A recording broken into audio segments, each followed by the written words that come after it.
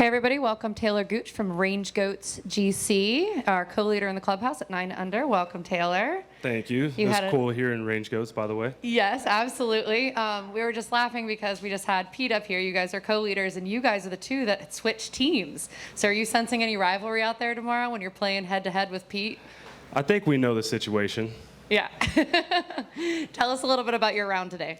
Yeah, I mean, anytime you can go bogey-free on a course like this, it's, you know, you've played some good golf, and the wind wasn't quite as strong out there today, so I think the scoring conditions were a little bit more doable, and so you know, 67, 66 to start the week. It's, you know, tough to beat. So it's your first tournament as a range goat, and you're obviously showing up for them very well. How has it been practicing with them and playing with them, and has that contributed to your success so far this week? No, it's been a blast. You know, it was obviously had a great season and a great time with the Aces last year, and you know, so it's a new scenery, new guys, and it's a blast, and we all, you know, love hanging, being together, practicing, playing. It was fun getting Thomas acquainted with everything, and obviously fun for Bubba to actually play his first, you know, LIV Golf, and so it's been a great start to the year. What do you need to do to keep the momentum going tomorrow? Just hit a bunch of fairways out here. You know, there's trouble everywhere along this golf course, and you're one swing away from, you know, your round breaking down. So, you know, you got to avoid the foul ball off the tee, and if I can hit a bunch of fairways tomorrow, you know, we're gonna have a chance to do something good. Great, Mike. Talor, I asked Pete this, and I'll ask you too. Do you think tomorrow's outcome will determine who won, who got the better end of the deal? I think we need a little bit of a bigger sample size than that, but you know, I think it is telling that, you know, both. Let's go, Joe.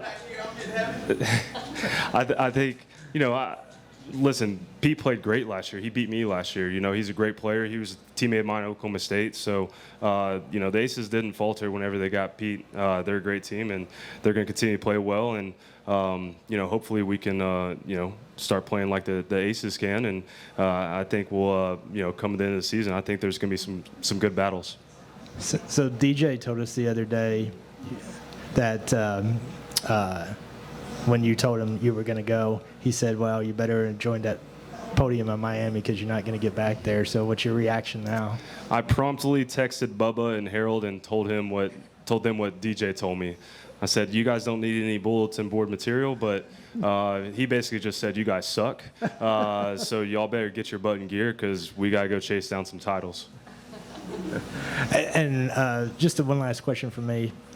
You guys are pretty close, being from Oklahoma State and all. Have you talked specifically about the whole team transfer and that you guys were basically swapped for each other? Yeah, so once I knew last season, you know, once I knew what was going to happen and I was going to go to Bubba's team, you know, Peter was one of the first guys I was like, hey, you know, we might be needing a fourth, you know, don't go signing anywhere, don't go doing anything. And so obviously with his play last year, us and 11 other teams were volleying to get him. And so, you know, we kind of had been in talks all season.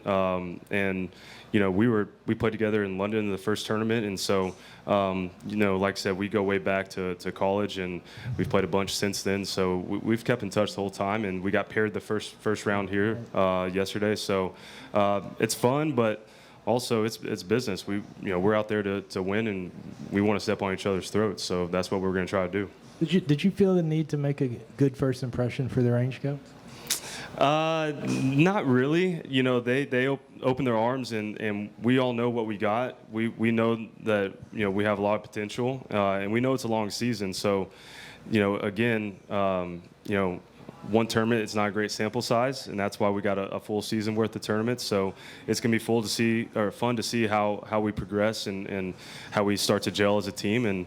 And I'm really excited, obviously, to see Bubba play and really get sharp, and to see Thomas out here. You know, he texted us in our Range Goat group text yesterday, and he said, this team thing is a lot different and a lot cooler than I expected. He goes, I was looking at the scoreboard every time I could to try to see where we were.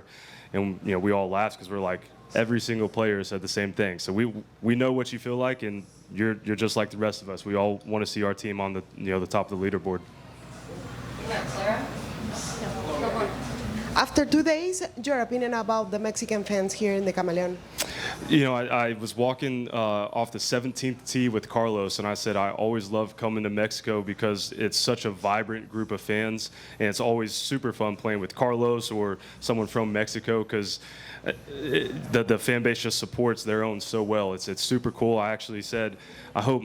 I'm from Oklahoma. LIV is going to Oklahoma in a few months, and I said, I hope the Oklahomans support me just like the Mexicans are supporting you here. So it's been really cool to see, but it's like it always is here. The people of Mexico support the golf and support their people really good. Do you think El Camaleon fits some kind of game? Yeah, I mean, I've played here when the PGA Tour was here in years past, and it's a little bit different now. The condition of the golf course, it's firmer, it's faster, but the wind's still there. I personally like it. I think it's no coincidence that Peter and I are playing well because this actually is somewhat similar to the college golf course that we played when we were in school at Oklahoma State. Off the tee, it makes you uncomfortable, and then it's there's wind and there's just a lot of similarities to the course that we played in college, and so like I said, I think there's no coincidence that both he and I are playing well here, and also Charles Howe. There's a lot of Oklahoma State guys that played well, at our course in college and are playing well here this week. What's the name of the course? Karsten Creek. Karsten Creek. Okay. Yeah. Thank you. Yeah. Thank you, Taylor. Thank you. Good luck tomorrow.